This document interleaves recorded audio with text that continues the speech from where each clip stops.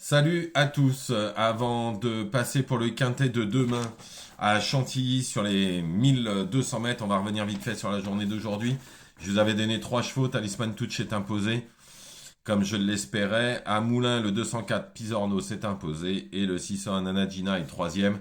Dans le quintet, on est premier, deuxième. Par contre, reprenez Tumblr encore qui a été archi gêné et qui a fait encore une belle ligne droite. Je suis sûr que ce Tumblr va en gagner un. J'en suis certain. Bon, on est parti. Avant de parler du quintet sur les 1600 mètres à Chantilly, je vais vous donner comme tous les jours quelques chevaux. En ce moment, on est plutôt en réussite, puisque aujourd'hui, je vous avais donné encore deux gagnants et un troisième. Hier, je vous avais donné un gagnant, un deuxième, et l'autre s'était cassé pendant le parcours. Ça, j'y peux rien. Mais on est pas mal là depuis 3 jours.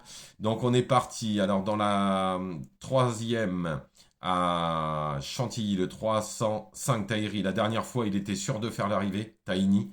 Ils étaient très très chauds, mais ça s'est très mal passé. Il s'est retrouvé très loin. À mon avis, il faut le reprendre absolument. Dans la cinquième, le 7 Grisby. Alors la dernière fois, il fait sa rentrée deuxième.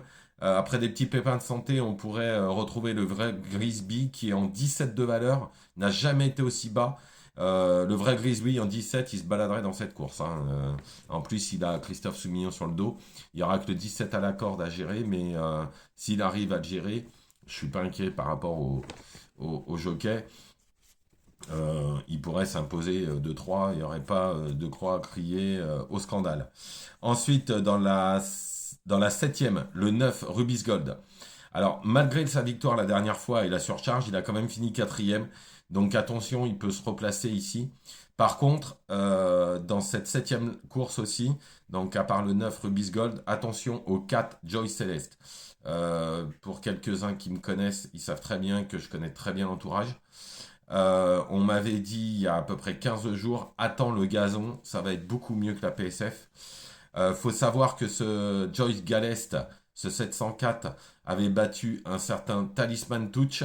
Talisman Touch qui s'est imposé aujourd'hui, que je vous ai donné, qui a gagné aujourd'hui et qui a fini deuxième de quintet. Et ce Joy Galest l'avait battu. Donc là, il retrouve le gazon. C'est véritablement sa surface. Si tout va bien dans le parcours, à mon avis, il peut prendre une 3-4e place. Il va être au moins un 40 contre 1. Donc n'hésitez pas de le mettre dans un multi ou un 2 sur 4 parce que je serais pas étonné qu'il fasse l'arrivée.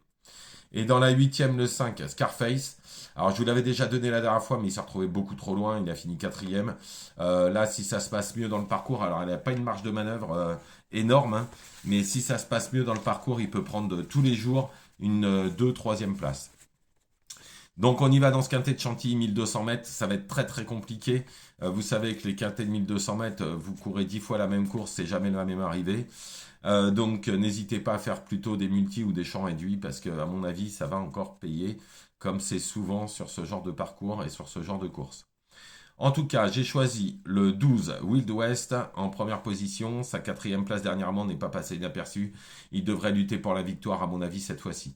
Ensuite, le 14 Pradaro. Avec son numéro de corde dernièrement, c'était impossible. D'ailleurs, il a battu, ça a été le premier de son lot. Qui était complètement de l'autre côté et le mauvais côté. Donc je pense que là, avec le 8, il pourrait me remettre les pendules à l'heure. Attention au 16 Cannes. Alors le vrai Cannes aurait tout à fait le droit de s'imposer dans cette course. Il a perdu du poids avec ses contre-performances, mais il avait fini deuxième, premier, deuxième l'année dernière. Là, il retrouve en 35,5, je crois qu'il retrouve une valeur complètement compétitive et je serais pas étonné qu'il lutte pour les places. Ensuite, le 6 reste Steve. Alors, pas forcément spécialiste des 1200 mètres, mais il a déjà bien fait, il a toujours pris quelques places, donc il peut encore le faire ce lundi. Ensuite, le 5 Ostrano. On oublie sa dernière contre-performance parce qu'il est véritablement spécialiste des 1200 mètres. Le terrain était trop lourd la dernière fois. Là, il retrouve un terrain à sa contenance. Il peut prendre une place. En sixième position, le 4 Denver Shop. L'autre, mais c'est le fils, Denver Shop Monze. Véritable spécialiste des 1200 mètres. La dernière fois, cinquième, c'était très bien. Il va encore défendre chèrement ses chances. Oula, C'est un peu compliqué, c'est dimanche soir. Et pour finir le 7e, alors j'ai mis un gros outsider, le 11 Fresh Defense. Alors attention, la dernière fois, il y avait des gros bruits qui circulaient sur lui. Moi, j'avais eu des gros bruits sur ce 11 French Defense. Il a été que l'ombre de lui-même. Il a été nulle part 9e. Je pense que c'est un trublion parce que même l'entourage dit qu'il faut oublier sa dernière course. Donc il n'y a pas de fumée sans feu. Attention, s'il est 4-5e à 35 ou 40 contre 1, je ne serais pas du tout étonné.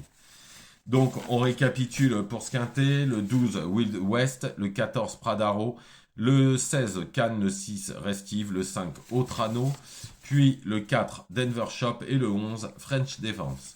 Voilà, je vous remercie, je vous souhaite une excellente soirée, je vous souhaite un bon fin dimanche.